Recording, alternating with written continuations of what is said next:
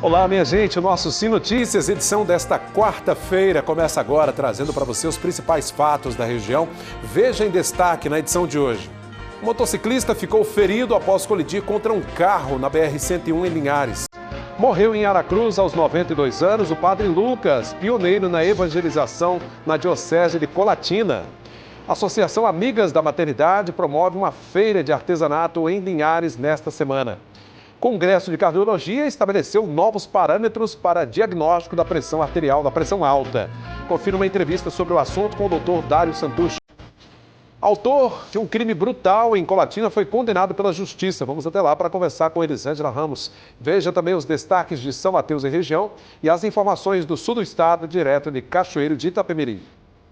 Tudo isso e muito mais, agora aqui na sua TV Sim. Esta é da Terra.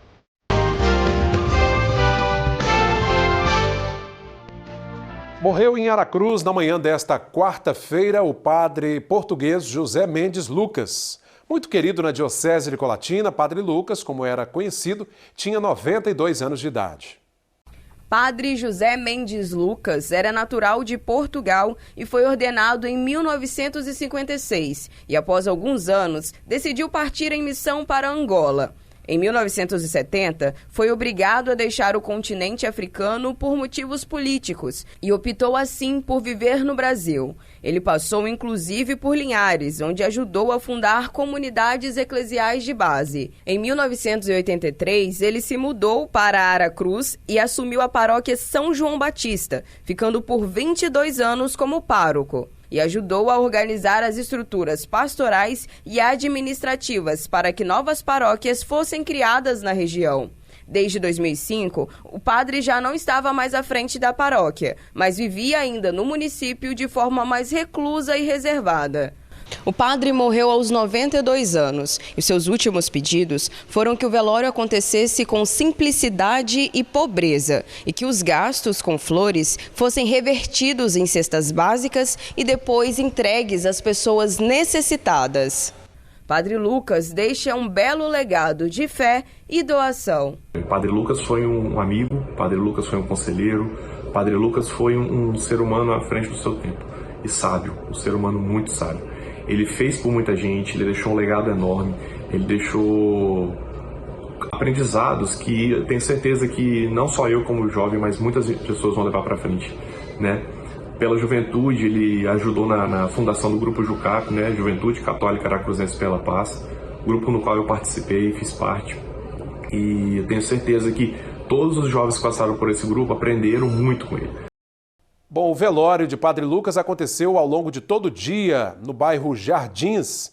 Houve uma missa de corpo presente, presidida pelo bispo diocesano Dom Lauro Sérgio Versiani Barbosa, e o sepultamento aconteceu no cemitério do centro de Aracruz.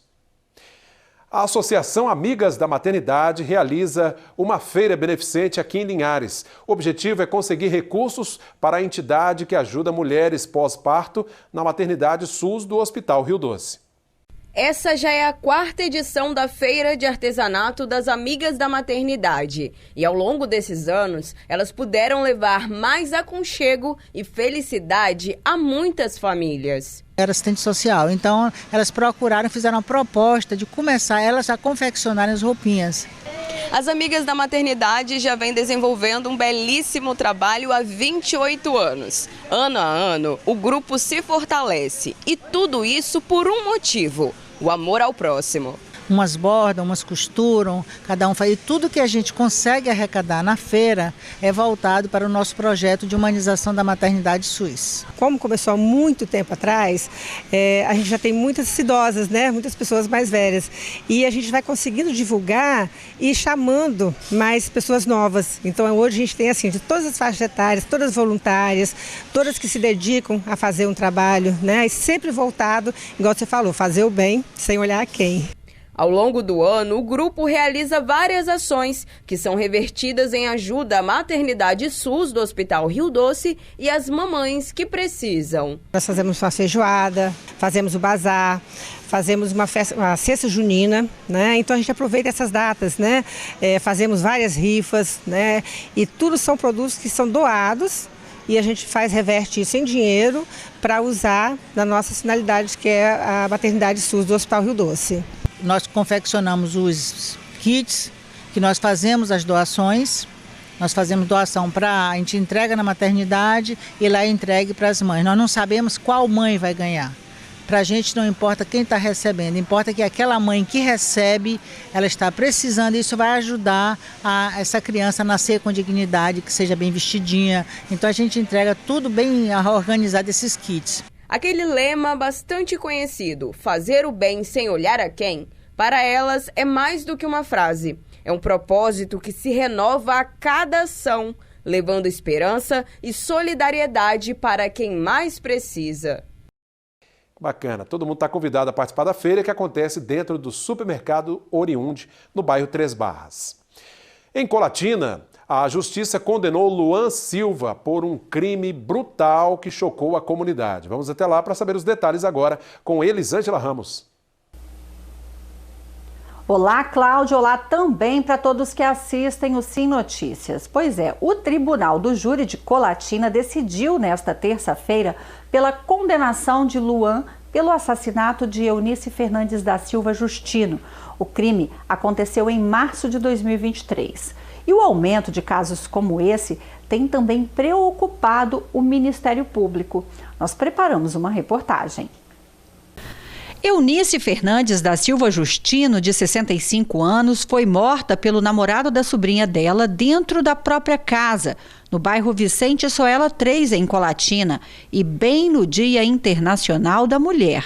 Esse crime, infelizmente, aconteceu no dia 8 de março de 2023, exatamente o Dia Internacional da Mulher, em que ele, até de forma covarde, utilizando aí de instrumento contundente, no caso um pedaço de pau, desferiu duas pauladas na cabeça da vítima que, infelizmente, a levaram a óbito sem nenhuma possibilidade de defesa.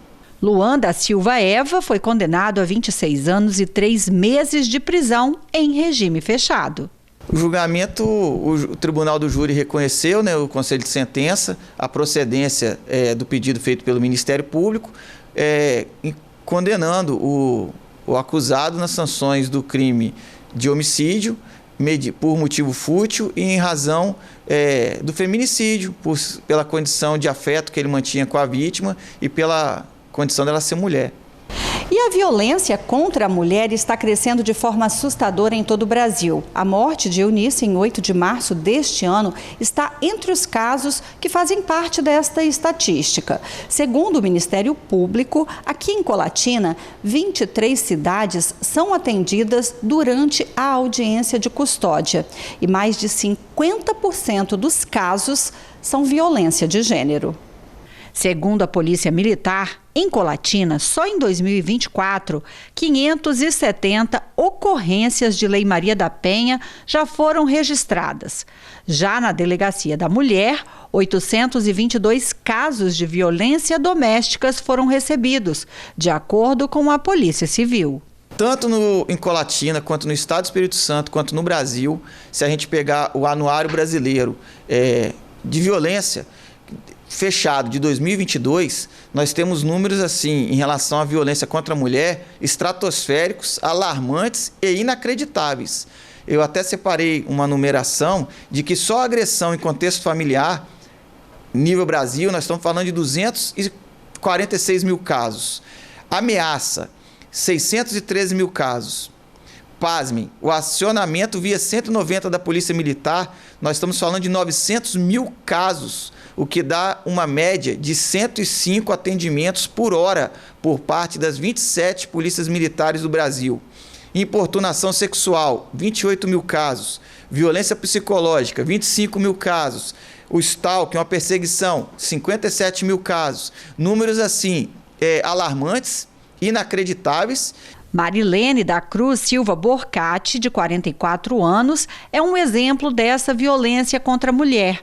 Ela foi morta a tiros nesta terça-feira no bairro Olívio Zanotelli, enquanto aguardava o ônibus para ir trabalhar. E o ex-companheiro dela é o suspeito pelo feminicídio.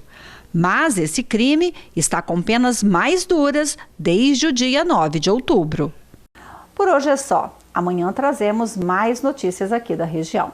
Volto com você, Cláudio. Muito obrigado, viu, Elisângela, pelas informações aí direto de Colatina. Veja agora como fica o tempo nesta quinta-feira de primavera. A instabilidade continua no estado, mas perde força. São esperadas chuvas em alguns momentos do dia por todas as regiões. Linhares, mínima de 21, máxima 28 graus. Colatina, variação entre 19 e 31. São Mateus, temperaturas entre 21 e 27. Em Cachoeiro, mínima de 19, máxima de 28. Em Vitória, mínima de 21 e a máxima 29 graus. A seguir, a gente fala sobre os novos parâmetros para diagnóstico da pressão arterial alta, definidos no Congresso Europeu de Cardiologia. Vamos também a São Mateus saber os destaques da região.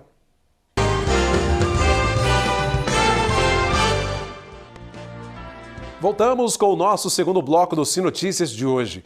Um recente congresso de cardiologia realizado na Europa estabeleceu novos parâmetros para o diagnóstico da pressão alta, pressão arterial alta. A repórter Luana Santos conversou com o doutor cardiologista, doutor Dário Santucci, aqui em Linhares, que explicou um pouquinho uma mudança no parâmetro. Nas últimas semanas, um assunto gerou muitas dúvidas na população, que é em relação à pressão alta. Na verdade, o que é considerada pressão alta, Após um congresso de cardiologia europeu, surgiram novas diretrizes, Dentre elas, a considerada 12/8, que a gente considera a pressão arterial normal. Mas será que continua normal mesmo? Para esclarecer todas essas dúvidas agora, a gente vai conversar com um cardiologista. Doutor Dário, explica pra gente que mudança é essa? Exatamente. Nesse ano, no 2024, a gente teve o Congresso Europeu de Cardiologia e saiu a nova diretriz europeia de hipertensão arterial. A principal modificação que a gente viu nessa nova diretriz é em relação à nomenclatura, Então, o diagnóstico de hipertensão ele continua 14/9, ou seja, maior ou igual a 14/9, mas surgiu um novo conceito, que se chama pressão elevada.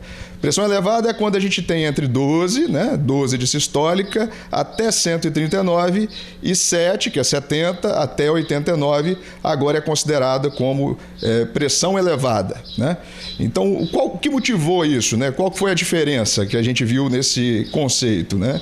A gente sabe que mesmo não sendo hipertensão arterial diagnosticada, a mortalidade cardiovascular desses pacientes é maior do que na população que tem uma pressão inferior. E isso vem lá dos estudos SPRINT, vários outros estudos que a gente já vem observando isso, que quanto menor a pressão, menor a mortalidade, ou seja, menor risco de eventos cardiovasculares. Então, com essa nova diretriz, a gente pode dizer que as pessoas devem ficar um pouco mais atentas, Porque a gente sabe que essa é uma doença, como você falou, tem uma taxa de mortalidade grande, é um pouco negligenciada pelas pessoas, mas que precisa de atenção. Exatamente. O que a gente vê, As doenças muito graves, como, por exemplo, insuficiência cardíaca, infarto, entre outras, vem caindo a taxa de mortalidade. Por quê? Por causa dos avanços tecnológicos e também por causa da rede de apoio. Então, os remédios melhoraram, tudo isso melhorou, e a taxa de mortalidade desses eventos vem caindo. Só que da hipertensão, não. Então, a hipertensão que a gente depende muito do paciente, da adesão ao tratamento, daquilo que a gente chama de mudança do estilo de vida, comer pouco sal, fazer atividade física, a gente não conseguiu reduzir a taxa de mortalidade dessa doença do mesmo jeito como das doenças mais graves, vamos dizer assim. Obrigado, Luana. Obrigado também ao doutor Dário pela entrevista. Agora vamos até São Mateus conversar com J. Barbosa, que tem os destaques da região.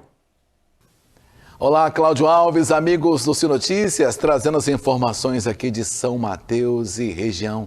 É isso mesmo, Cláudio, os dados são alarmantes e exigem a atenção das autoridades e da comunidade em geral, que precisam unir esforços para promover um trânsito mais seguro. Uma das ocorrências foi registrada no dia 4, no bairro Aroeira, quando um motorista aparentemente embriagado atropelou e matou um homem de 69 anos, identificado como Manuel Chaves dos Santos. O caso gerou indignação entre os moradores. No dia 20, José Carlos Matos de Santana, de 59 anos, foi atropelado e morto na faixa de pedestre por um motociclista não identificado no quilômetro 41 da BR-381. Além desses casos, no último final de semana, um atropelamento no quilômetro 2 da região do Bamburral, na BR-381, resultou na morte de Ademir Neres dos Santos, de 65 anos. Nesse caso, o motociclista também se encontra foragido.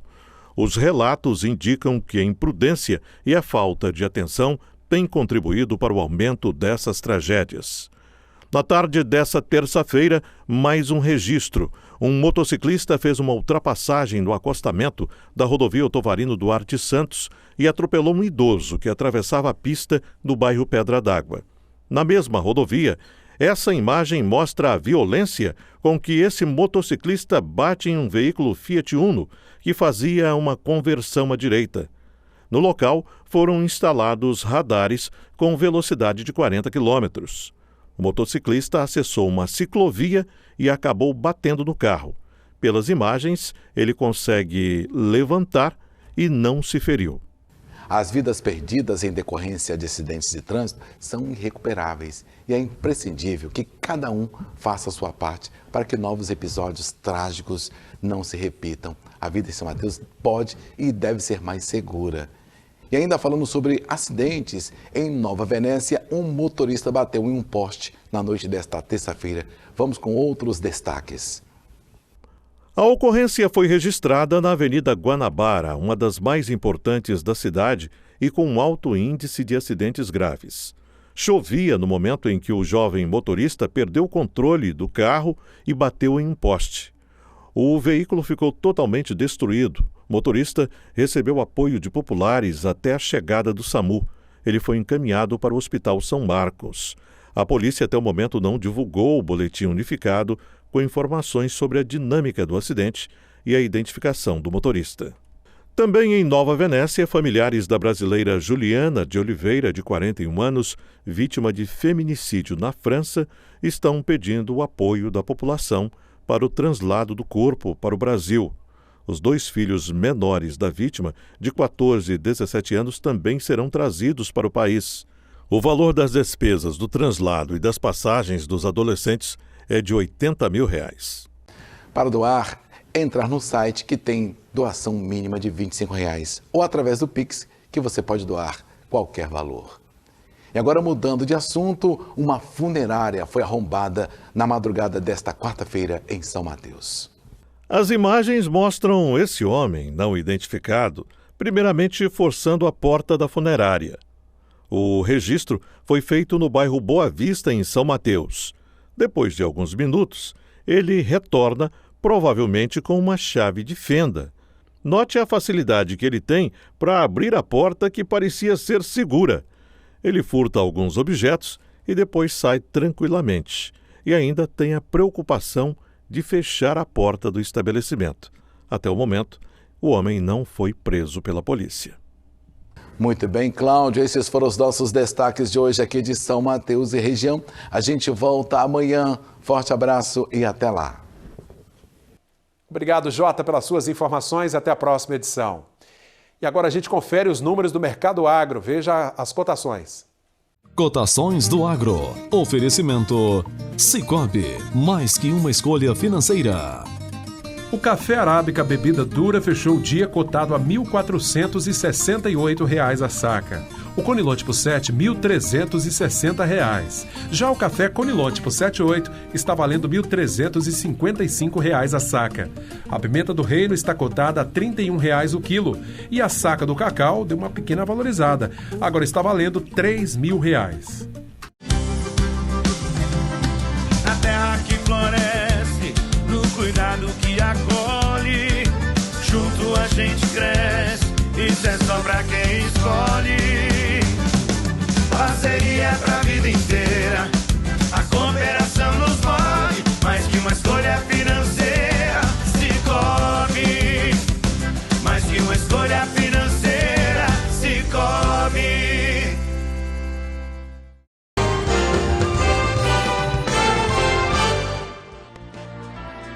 De volta agora com o terceiro e último bloco de hoje do Sim Notícias. Um motociclista ficou ferido após colidir com um carro na BR-101 no perímetro urbano aqui de Linhares, no bairro Shell.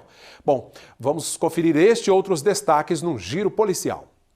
Um motociclista saiu ferido após colidir num carro de passeio na lateral da BR-101 no bairro Shell na noite de ontem. Profissionais do Serviço de Atendimento Móvel de Urgência, o SAMU, estiveram no local e prestaram socorro à vítima. O condutor do carro não se feriu. Informações sobre a dinâmica do acidente não foram divulgadas. Na segunda-feira, a Polícia Rodoviária Federal abordou um veículo Hyundai HB20 no quilômetro 152 da BR-101. A ordem de parada foi aguçada por uma luz verde nos faróis. Na vistoria, outras irregularidades foram constatadas. Inclusive, os números do motor e do chassi tinham sinais de abrasão e de remarcação. E ao consultar o sistema, o veículo estava com restrição de roubo e furto. O condutor do veículo disse ter comprado o carro através de um anúncio nas redes sociais pelo valor de R$55 mil. O carro foi encaminhado para o pátio do Detran. A polícia segue investigando o caso. Bom, e agora a gente segue para Cachoeiro de Itapemirim para saber os destaques da região sul com Samuel de Fraga. Olá, Samuel. Oi, Cláudio. Olha, o caso aconteceu na Avenida Beira-Mar, em Piúma, e o motorista foi preso após o teste do bafômetro. A ciclista tem 20 anos de idade e conduzia a bicicleta pela Avenida Beira-Mar quando foi desviar de um carro e acabou atingindo outro veículo. No hospital, o motorista do carro de 56 anos confirmou a dinâmica do acidente. Ele prestou socorro à vítima e foi submetido ao teste do bafômetro que deu positivo. Ele foi encaminhado à Delegacia Regional de Itapemirim, onde foi autuado em flagrante por dirigir embriagado. Depois foi liberado e vai responder em liberdade após pagamento de fiança. O estado de saúde da ciclista não foi informado. A Polícia Rodoviária Federal divulgou os resultados da operação Carga Pesada realizada em 2 pontos no estado. 99 veículos foram fiscalizados e 90 autos de infração lavrados. 7 veículos foram recolhidos e uma ocorrência policial registrada de um veículo que transportava pescado proveniente de atividade proibida. A ação contou com 13 agentes da Polícia Rodoviária Federal e 34 fiscais da Cefaz, divididos em 2 turnos na BR-101 em Mimoso do Sul, próximo à divisa do Rio de Janeiro, e também na BR-259 em Colatina, no norte do estado. A Guarda Civil Municipal de Cachoeiro recuperou um veículo no bairro Coramara que foi furtado em Piúma nesta terça-feira. Um mecânico que estava mexendo no veículo deixou o carro na garagem do prédio ao lado da residência dele, na rua Eliseu Xavier Nunes, no centro de Piúma, na manhã desta terça-feira. E cerca de 30 minutos depois, o carro foi furtado por um indivíduo não identificado. A central de vídeo monitoramento informou que o veículo estava abandonado em Cachoeiro, na rua Edmar Soares da Silva, no bairro Coramara, e sem placa. O carro foi removido para o pátio credenciado. Em Dores do Rio Preto, um carro também foi recuperado pela polícia na localidade de Pedra Menina, após os agentes receberem informações de que o veículo teria restrição e que foi furtado em Belo Horizonte, no estado de Minas Gerais, no último dia 26. O condutor disse à polícia que comprou o carro através de Pix por R$40 mil e, quando solicitado comprovante, ele mudou a versão e disse que pagou em dinheiro. O motorista foi encaminhado para a Delegacia Regional de Alegre. Em funcionamento desde 2017, o Banco de Alimentos de Cachoeiro está comemorando 11 anos de operação, consolidando-se como o maior do Espírito Santo. O local é uma referência no combate à insegurança alimentar, administrado pela Secretaria de Segurança Alimentar e Nutricional, vinculado à Secretaria Municipal de Desenvolvimento Social. O Banco de Alimentos de Cachoeiro atende de maneira regular a 29 instituições do município e diversas famílias em situação de vulnerabilidade social, referenciadas pelos Centros de Referência de Assistência Social do município. Desde 2017, o equipamento arrecadou quase 1,5 milhão de toneladas de alimentos, resultado de doações e aquisições via programas da agricultura familiar, como a compra direta de alimentos e o programa de aquisição de alimentos. Além das cestas alimentares convencionais, o banco também distribui a Cesta Verde, composta por frutas, legumes e verduras. Além da distribuição de alimentos, o banco investe em educação nutricional. Em 2022, conquistou importantes prêmios estaduais pela execução dos projetos Cesta Verde e palestras de educação alimentar, destacando-se na Mostra Estadual de Segurança Alimentar e Nutricional. Recentemente também foi aprovado em 4 trabalhos para exposição na Unirio, durante o Fórum Nutricional de Nutricionistas da Assistência Social. Bacana demais, hein? Parabéns a todos aí que trabalham no Banco de Alimentos pelo trabalho prestado aí para a sociedade e as famílias que tanto necessitam, né, Cláudio? Bem, eu fico por aqui, a gente se encontra na próxima edição, hein? Obrigado, viu, Samuel, pelas informações direto de Cachoeiro. Obrigado você, nosso telespectador. Continue seguindo as nossas redes sociais, o Instagram, Facebook, nosso canal no YouTube é TV Sim Espírito Santo. O WhatsApp é o 99808-3421. Acesse também o portal simnoticias.com.br. TV Sim, esta é da Terra.